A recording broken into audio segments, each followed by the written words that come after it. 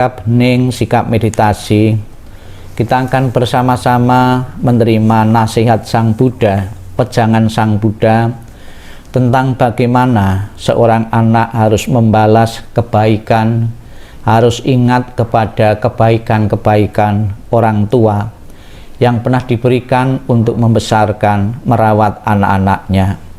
Sikap ning, sikap meditasi, sikap merenung dimulai.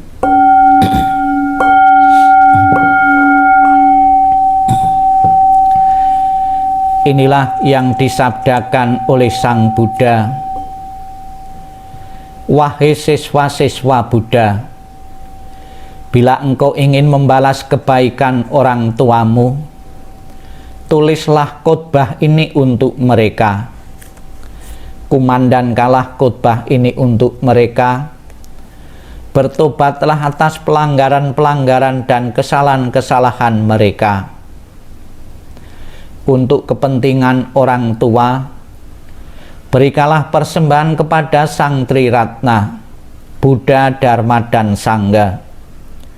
Demi orang tua, patuhlah kepada perintah untuk hanya memakan makanan suci dan bersih. Demi orang tua, biasakanlah berdana dan mencari keberkahan. Bila engkau dapat melakukan ini, engkau adalah anak yang berbakti. Bila engkau tidak melakukannya, engkau adalah orang yang akan menuju pada alam sengsara. Sang Buddha mengatakan kepada Ananda, bila seseorang tidak berbakti ketika hidupnya berakhir dan badannya membusuk, dia akan jatuh ke dalam neraka awici yang tak terbatas. Sang Yang Adi Buddha, Tuhan Yang Maha Esa, para Buddha, Bodhisattva, dan Mahasattva, kembali pada kesempatan hari ini tanggal 16 bulan 1 Imlek 2574, kami panjatkan doa untuk leluhur-leluhur yang abu maupun fotonya dititipkan di tempat penitipan abu jenazah Mahawihara Mojopahit ini. Kami doakan semoga keluarga yang menitipkan abu ini maupun leluhur-leluhur, ada yang masih berada di alam penderitaan. Apa yang kami lakukan, doa-doa dan pelimpahan jasa ini bisa membantu leluhur-leluhur untuk terdorong telah di alam yang berbahagia. Dan juga keluarga yang menitipkan akan selalu bahagia, sehat, tidak ada mendapatkan rintangan halangan di saat memasuki tahun baru 2574 ini. Semoga kesuksesan, keberhasilan dalam berbagai bidang kehidupan akan selalu dinikmati setiap saat. Sabbi satta bhavantu sukhitata, semoga semua makhluk hidup berbahagia dan sejahtera. Sikap ning, sikap meditasi selesai. Sadu, sadu, sadu.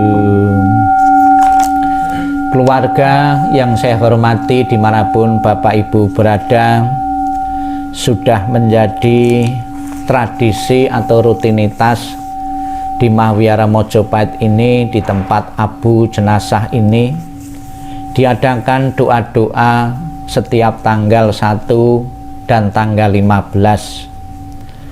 Di samping tanggal-tanggal itu juga di saat mau menyambut datangnya tahun baru Imlek, kita juga manjatkan doa-doa mengingat leluhur-leluhur yang telah tiada.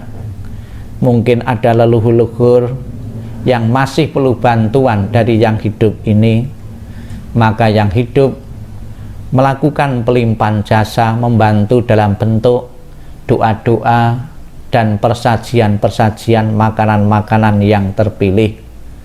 Makanan-makanan yang dipersembahkan di altar leluhur ini sebagai simbol, sebagai tanda bakti, sebagai sarana bakti yang hidup kepada yang meninggal. Ungkapan bakti diwujudkan dalam persembahan-persembahan makanan ini. Rasa simpatik yang hidup kepada yang meninggal inilah yang sangat membantu, mendukung leluhur untuk memiliki perasaan bahagia. Perasaan bahagia yang dimiliki oleh leluhur akan membantu mengkondisikan untuk menikmati alam bahagia, alam surga. Namun demikian juga keluarga yang mengirim doa akan mendapatkan manfaat. Di dalam Sigala Wada Sutta disebutkan kewajiban anak kepada orang tua adalah mengirim pelimpahan jasa dan juga mewarisi tradisi keluarga. Sudah menjadi tradisi turun-temurun di kalangan masyarakat Tiongkok atau masyarakat Chinese bahwa pelimpahan jasa memberikan saji-sajian di saat menyongsong datangnya tahun baru. Namun demikian juga ada beberapa keluarga-keluarga yang memperingati, yang mendoakan di saat cokinya atau tanggal kematian leluhur-leluhur keluarga. Itu juga biasa mengirim doa. Yakinlah Bapak Ibu dimanapun berada, doa-doa yang diucapkan dengan penuh ketulusan sebagai bukti bakti dan hormat kepada yang telah meninggal berguna dan bermanfaat bagi keduanya, bermanfaat bagi yang meninggal terbantu, dan bagi yang mengirim doa juga menunjukkan bakti yang tinggi kepada keluarga yang telah meninggal, sekalipun keluarga yang meninggal telah tiada, tidak bersama lagi. Di dalam beberapa kesempatan Sang Buddha mengajak para siswa-siswa Buddha untuk juga memberikan hormat, untuk ingat kepada leluhur-leluhur. Dalam salah satu kesempatan ketika Sang Buddha melakukan satu perjalanan, ada ketemu seonggok tulang-tulang, kemudian memberi hormat. Sang Buddha mengatakan seonggok tulang itu dalam banyak kelahiran-kelahiran yang lalu pernah menjadi ayahku, ibuku maupun saudara-saudaraku, maka sudah sepantasnya kita yang masih hidup memberi hormat kepada mereka. Bapak Ibu saudara sekalian yang saya hormati, leluhur-leluhur yang telah tiada di dalam teori ajaran Sang Buddha, ada yang bisa menerima pelimpahan jasa dan ada yang tidak bisa menerima pelimpahan jasa. Secara pasti kita tidak tahu leluhur-leluhur saat ini telah di yang alam yang mana, yang bisa menerima pelimpahan jasa ataupun yang tidak. Namun sudah menjadi kewajiban bagi keluarga yang ditinggalkan memberikan pelimpahan jasa adalah antisipasi kepada leluhur-leluhur keluarga seandainya ada yang masih berada di alam penderitaan dan alam penderitaan itu bisa menerima pelimpahan jasa, maka yang telah meninggal leluhur itu mendapat manfaat. Sekalipun leluhur kita sudah terlahir di alam bahagia, alam surga yang tidak bisa menerima pelimpahan jasa, itu pun juga berguna bagi kita karena kita telah menunjukkan bakti dan hormat kepada leluhur, dan juga doa, persajian, simpatik ini berguna kepada makhluk-makhluk yang lain, baik yang kita kenal maupun yang tidak kenal, untuk membantu perjalanan kehidupan mereka untuk bebas dari penderitaan. Inilah sekelumit dhamma yang Bapak Ibu mengerti. Semoga sampai kapanpun kita selalu berpikir untuk membalas budi kebaikan-kebaikan orang tua, kebaikan-kebaikan nenek moyang kita, karena jasa-jasa mereka lah kita bisa hidup seperti saat ini.